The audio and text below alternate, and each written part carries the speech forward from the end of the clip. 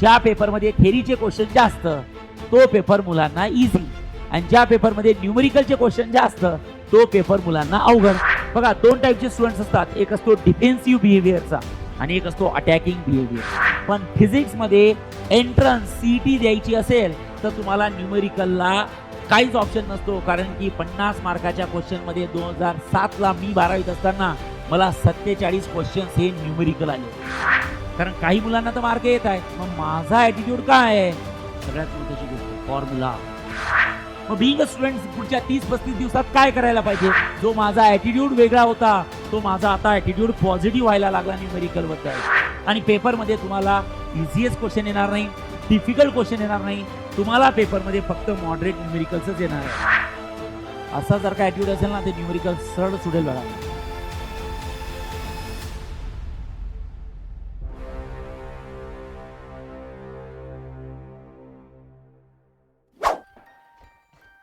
Hello dear students, welcome to a beautiful channel DC जनता by Sarvat sir. आज अतिशय महत्त्वाचा व्हिडिओ जो 12वी बोर्डच्या मुलांना किंवा 11th स्टँडर्डच्या मुलांना ज्यांना बोर्डच्या एक्झाम द्यायच्या आहेत, फिजिक्सच्या न्यूमेरिकलच्या स्ट्रॅटेजी काय आहेत. जनरली मी थेरीची स्ट्रॅटेजी पाठवली आहे. ज्या लोकांना थेरीची स्ट्रॅटेजी पाहिजे असेल, ज्या लोकांना थेरीवरच जास्त विश्वास असेल, त्यांनी हा व्हिडिओ बघा. डिस्क्रिप्शन बॉक्समध्ये याची लिंक दिलेली आहे, तुम्ही ती लिंक बघा. You will get a confidence. पण numericals are very simples. Numerical solve करायलाच पाहिजे. फक्त न्यूमेरिकल सॉल्व्ह करताना काय काय प्रॉब्लेम येऊ शकतात आणि कसे ते ओव्हरकम करायचे, या सगळ्या गोष्टींवर मी हा व्हिडिओ बघितला आहे. शेवटपर्यंत व्हिडिओ बघायचा आहे. आणि या व्हिडिओमध्ये शेवटची एक ट्रिक बाय सर्वत सर, अशी एक भन्नाट ट्रिक सांगितली आहे न्यूमेरिकलच्या वेळेस. जो स्टुडंट शेवटपर्यंत हा व्हिडिओ बघेल आणि ती ट्रिक अप्लाय करेल, मी गॅरंटी घेतो त्याचं न्यूमेरिकलचं 75% लोड कमी होईल बाळांनो. ठीक आहे. सो बेसिकली शुरू करते हैं. न्यूमेरिकलचा प्रॉब्लेम काय असतो?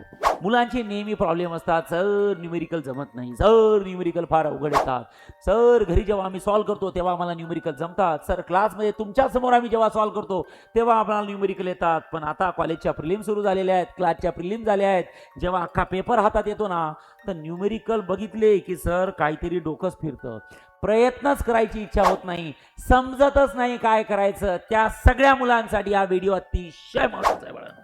सो शेवटपर्यंत हा व्हिडिओ बघायचा आहे. आणि अतिशय महत्त्वाची गोष्ट मी तुम्हाला कमेंट बॉक्समध्ये देणार आहे, जे तुम्हाला येणाऱ्या बोर्डच्या एक्झामसाठी अतिशय महत्त्वाची राहणार आहे. ओके. सो सगळ्यात पहिले शुरू करते. मी पुन्हा सांगतोय की न्यूमेरिकल सॉल्व्ह करताना सगळ्यात पहिले मुलाचा ॲटिट्यूड कसा आहे. ओके, मुलाचा ॲटिट्यूड कसा आहे बघा. दोन टाईपचे स्टुडंट्स असतात, एक असतो डिफेन्सिव्ह बिहेवियरचा आणि एक असतो अटॅकिंग बिहेवियरचा. जे मुलं डिफेन्सिव्ह बिहेवियरचे असतात ते बाळांनो थेरीवर जास्त फोकस करतात, घाबरून राहतात. कसं तरी मला फिजिक्सचा पेपर काढायचा आहे, हे देवा फिजिक्सचा पेपर छान गेला पाहिजे, बस आजचा पेपर बरोबर काढ, नंतर तर मग केमिस्ट्री बायोलॉजी मॅथ्स मी माझं बघून घेईल. Wrong attitude. तुमचं बिहेवियर कसं असलं पाहिजे? Attacking behaviour. आणे दो, कोणसा भी पेपर आणे दो. बघा, पेपर इझी आहे आणि पेपर अवघड आहे, या तुम्हाला सांगू काय असते. ज्या पेपरमध्ये थेरीचे क्वेश्चन जास्त तो पेपर मुलांना इझी, आणि ज्या पेपरमध्ये न्यूमेरिकलचे क्वेश्चन जास्त तो पेपर मुलांना अवघड. पण जर तुम्ही हा व्हिडिओ बघितला आणि न्यूमेरिकलला मी सांगितलं त्या ॲटिट्यूडनी जर का घेतलं तर पेपरमध्ये थेरी जास्त येऊ द्या की न्यूमेरिकल जास्त येऊ द्या, फिजिक्सचा पेपर 2026चा शुअर शॉट तुमचा चांगला जाणार आहे बाळांनो. हे माझं वाक्य लक्षात ठेवा. त्यामुळे सगळा अभ्यास झालेला आहे, थोड्यासाठी कशाला सोडायचं रे बाळांनो, तोळ्यात मळ्यात कशात राहायचं. तर बेटर आहे थेरी करता जात. थेरी नसेल करत तर माझा व्हिडिओ बघून जा थेरीचा, आणि न्यूमेरिकल कसे करायचे तर this is the video for you. अतिशय महत्त्वाचा व्हिडिओ आहे, शेवटपर्यंत बघायचा आहे. ओके. सो सगळ्यात महत्त्वाचं लक्षात ठेवा, न्यूमेरिकल सॉल्व्ह करायचे असेल तर तुमचा ॲटिट्यूड कसा असला पाहिजे? Attacking behaviour. न्यूमेरिकल आल्याबरोबर काय दिलेला आहे, गिवन डाटा काय, 2 पॉईंट काय, फॉर्म्युला काय, डोक्याला ताण द्यायचा प्रयत्न करायचा, प्रयत्नार्थी परमेश्वर, शुअर शॉर्ट न्यूमेरिकल येतं. आणि ते न्यूमेरिकल सॉल्व्ह करताना कुठल्या स्टेप्स फॉलो करायच्या आहेत त्या स्टेप्स मी तुम्हाला इथे दिलेली आहे. एक स्टेप्स म्हणजे ट्रिक, ती सुद्धा मी तुम्हाला दिलेली आहे, मी तुम्हाला सांगणार. आणि त्यानंतर सगळ्यात शेवटी मी तुमचं एक एक्झाम्पल सॉल्व्ह करून घेतो, गॅरंटी घेतो की तुम्हाला हा व्हिडिओ जमेल. ओके. अगेन शुरू करते. एक थोडी 2 सेकंदाची गोष्ट सांगतो बाळांनो. जेव्हा मी 2027ला 12वीला होतो, जेव्हा मी 2007ला माफ करा, नॉट 27, 2007ला 12th स्टँडर्डमध्ये होतो, तेव्हा बोर्डचा पेपर तर आपण ओके डिफेन्सिव्ह अटॅकिंग बिहेवियरच्या ॲटिट्यूडनी काढून घेऊ. पण फिजिक्समध्ये एंट्रन्स सीईटी द्यायची असेल तर तुम्हाला न्यूमेरिकलला काहीच ऑप्शन नसतो, कारण की 50 मार्काच्या क्वेश्चनमध्ये 2007ला मी 12वीत असताना मला 47 क्वेश्चन्स हे न्यूमेरिकल आले होते आउट ऑफ 50 क्वेश्चन्स. काय करायचं मग, न्यूमेरिकलकडे जर का तुम्ही पळवाट काढली तर न्यूमेरिकल कसे सुटतील भाई. बोर्ड्समध्ये वाचाल, सीईटीत मराल, सीईटीत फिजिक्समध्ये मेले म्हणजे तुम्ही सीईटीतच मेले. सोडू शकत नाही न्यूमेरिकलला आणि सोडायचंही नाही, कारण त्याच्यापेक्षा इझी काही नसतं. सर काय बोलताय तुम्ही, येस शेवटपर्यंत बघा, मी सांगतो काय होणार आहे तुमच्या आयुष्यात चेंज. ओके, तर बाळांनो एक महत्वाची गोष्ट सांगतो. जेव्हा मी 2007ला 12वीला होतो तेव्हा माझा ॲटिट्यूड तुमच्यासारखाच होतो. कारण खूप सगळ्या सब्जेक्टचा अभ्यास असतो बाळांनो, असं काही नाही आहे. असं नाही की फिजिक्सचाच अभ्यास आहे, केमिस्ट्री आहे, मॅथ्स आहे, बायोलॉजी आहे, इंग्लिश आहे, एवढं सगळं करण्याच्या नादात त्यातलं जे अवघड असते त्याकडे दुर्लक्ष होतं. ओके, माझं थोडंफार असंच होतं, एवढं दुर्लक्ष नव्हतं माझं, पण थोडंफार होतंच. कसं तरी 12वीचा पेपर निघाला, कसं तरी म्हणजे चांगलेच मार्क पडले, आय गॉट 93. ओके, सीईटीचा पेपर मिळाला, त्यानंतर इंजिनिअरिंग कॉलेज भेटलं. पण जेव्हा इंजिनिअरिंगमध्ये गेलो तर मला माझी ड्रीम बॅच होती मेकॅनिकल इंजिनिअरिंग, आणि त्या ड्रीम बॅचमध्ये मी ॲडमिशन घेतली. आणि जेव्हा मी इंजिनिअरिंगला गेलो तेव्हा मेकॅनिकल इंजिनिअरिंगमध्ये सगळीकडे physics physics physics physics, numerical numerical numerical numerical, TOM SOM MOM, EDC, त्यानंतर इंजिनिअरिंग मेकॅनिक्स, हे असे सब्जेक्ट आहेत ना, यात सगळ्यांमध्ये फिजिक्स आहे, न्यूमेरिकल आहे. आणि तेव्हा मी थोडा डिफेन्सिव्ह बिहेवियरचा होतो. एवढे सब्जेक्ट मी बघितले ना, एवढे पुस्तकं उघडले ना, प्रत्येक पुस्तकामध्ये तेच तेच तेच तेच, अक्षरशः इरिटेट व्हायला लागलं. आणि मी विचार केलं कदाचित सिलेबस चुकीचा आहे, नाही तर माझा ॲटिट्यूड चुकीचा आहे. कारण काही मुलांना तर मार्क येत आहेत, मग माझा ॲटिट्यूड काय आहे. आई वडिलांनी एवढे पैसे भरलेले आहेत, इंजिनिअरिंगमध्ये ॲडमिशन घेतली, राहण्याचा खर्च, खाण्याचा खर्च, हॉस्टेलचा खर्च, याचा खर्च त्याचा खर्च, आणि जर मार्क नाही आले तर प्लेसमेंट नाही भेटणार, प्लेसमेंट नाही भेटलं तर काय फायदा रे एवढा पैसा खर्च करून. त्याच दिवशी रात्री मी डिसाईड केलं की मला माझा ॲटिट्यूड चेंज करायचा आहे. आणि जेव्हा मी 12वीत होतो तेव्हा माझ्या सरांनी सांगितलं होतं हे एक्झाम्पल, डिफेन्सिव्ह बिहेवियर आणि अटॅकिंग बिहेवियर. पण तेव्हा टीचर लोकांवर आपण विश्वास ठेवत नाही जसा तुम्ही आता आमच्यावर विश्वास ठेवत नाही बाळांनो. ओके, आणि मला ती गोष्ट आठवली आणि मी विचार केला की मी माझा पूर्ण ॲटिट्यूड चेंज करणार, न्यूमेरिकलला अटॅक करणार. म्हणजे न्यूमेरिकल माझ्यावर डॉमिनेट होण्यापेक्षा मी न्यूमेरिकलला कसं डॉमिनेट करतो हा माझा ॲटिट्यूड असला पाहिजे. कसं करायचं, काय करायचं, सगळं पद्धतीशीर सांगतो. पहिले तुमचा ॲटिट्यूड चेंज करा. न्यूमेरिकल मित्रांनी म्हण, न्यूमेरिकल अरे मैं कर लूंगा, न्यूमेरिकल मैं करणार आहे. तुम्ही पेपरमध्ये न्यूमेरिकल करा की नका करू, पण मीना सांगा मी सगळ्यात जास्त न्यूमेरिकलच सॉल्व्ह करणार आहे, मी सगळ्यात जास्त न्यूमेरिकललाच प्रिफरन्स देणार आहे. ॲटिट्यूड चेंज करा, सबकॉन्शियस माइंडमधल्या गोष्टी चेंज करा, शुअर शॉट तुम्हाला सक्सेस भेटेल बाळांनो. ठीक आहे, आणि त्या एका क्षणामुळे, त्या एका वाक्यामुळे, त्या एका वर्डमुळे माझं लाईफ बदललं. आणि now I am become a successful physics teacher due to the numericals. मी म्हणत नाही, काही मुलं म्हणतात ना रियल फिजिक्स वाला, काही लोक म्हणतात ओरिजिनल फिजिक्स वाला. बच्चों का प्यार है गाइस, वो मेरा एटीट्यूड चेंज हो गया इसलिए मैं फिजिक्स पढ़ा रहा हूँ. अगर मेरा एटीट्यूड नहीं चेंज होता तर मैं टच ही नहीं करता बोर्ड को, फिजिक्स हाथ में नहीं लेता पढ़ाने के लिए. लेकिन attitude you have to change.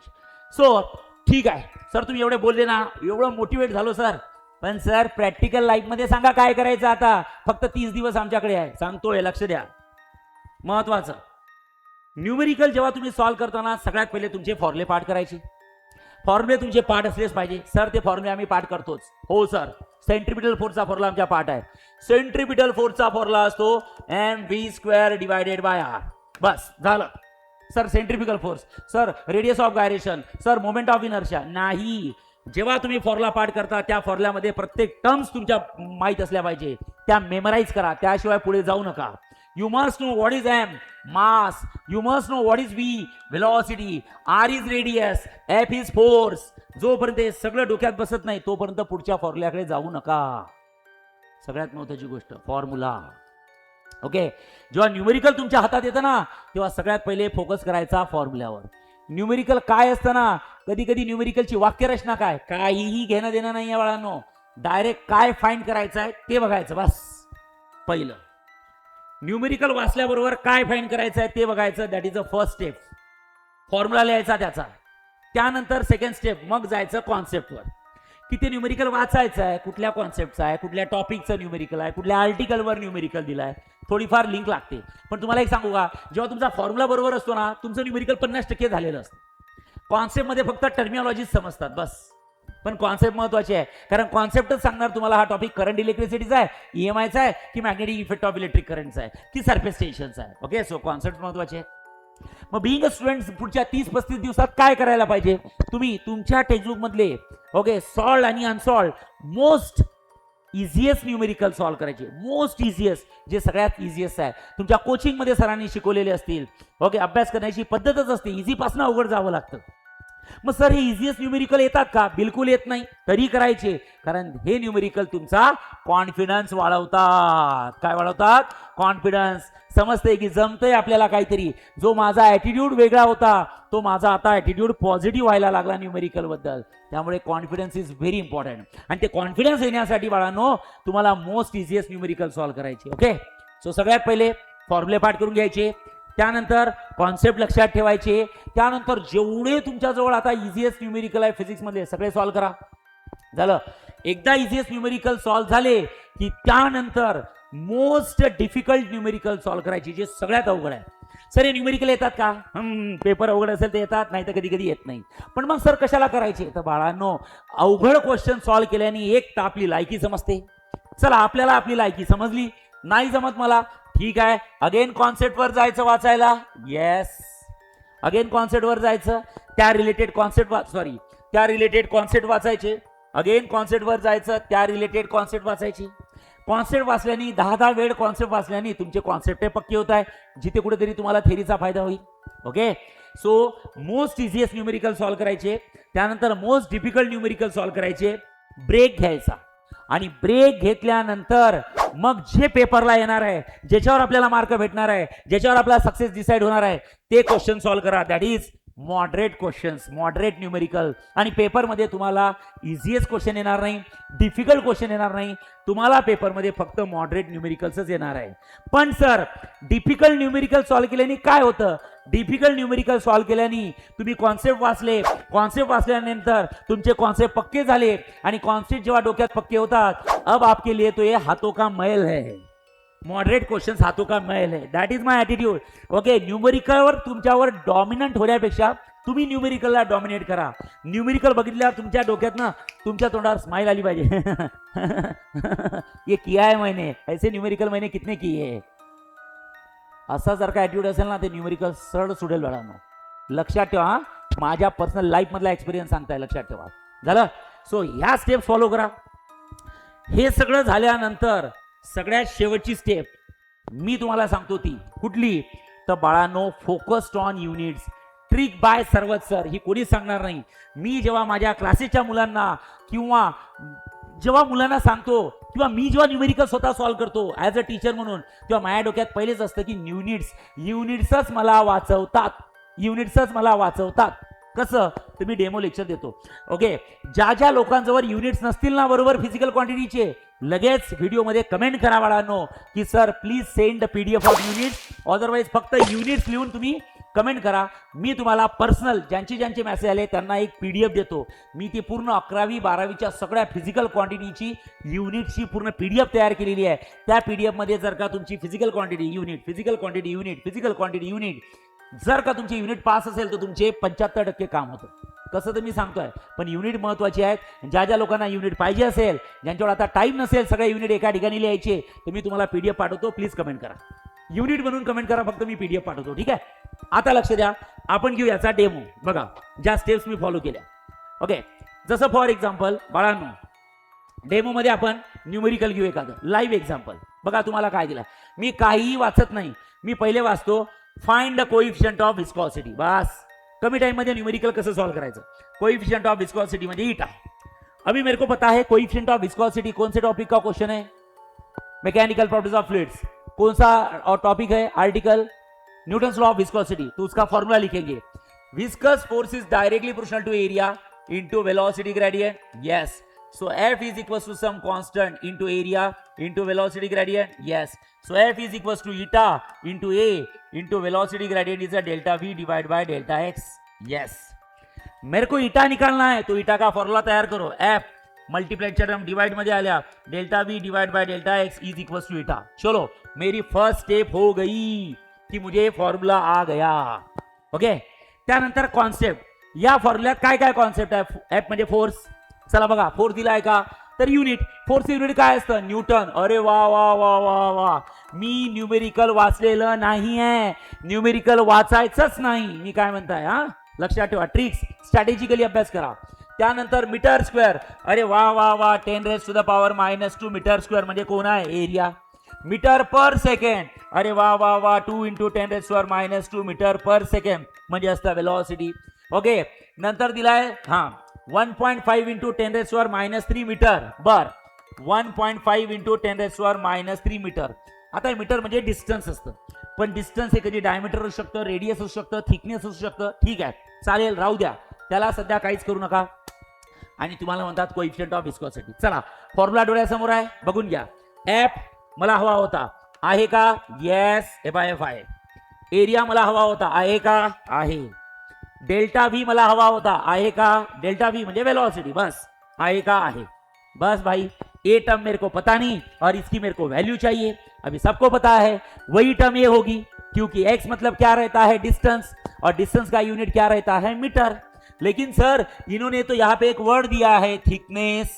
ठीक है ना, जो थिकनेस है वही मेरा डिस्टेंस होगा, बिकॉज थिकनेस का भी यूनिट मीटर रहता है और डिस्टेंस का भी यूनिट मीटर रहता है. खत्म, व्हॅल्यू मिल गए, just put the value and get the answer.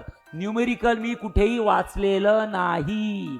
मी असं नाही म्हणत न्यूमेरिकल वाचू नका किंवा प्रत्येक न्यूमेरिकल असंच येत असतं. न्यूमेरिकल वाचा, पण तुमचा फोकस पहिले मार्क कसे भेटतात त्याच्यावर करा. आणि एवढं सगळं करून जर का समजत नसेल तर न्यूमेरिकल वाचा, तुमचा अजून कॉन्सेप्ट क्लिअर होईल. It's a simple way guys, got it. Easily ह्या गोष्टी फॉलो करा.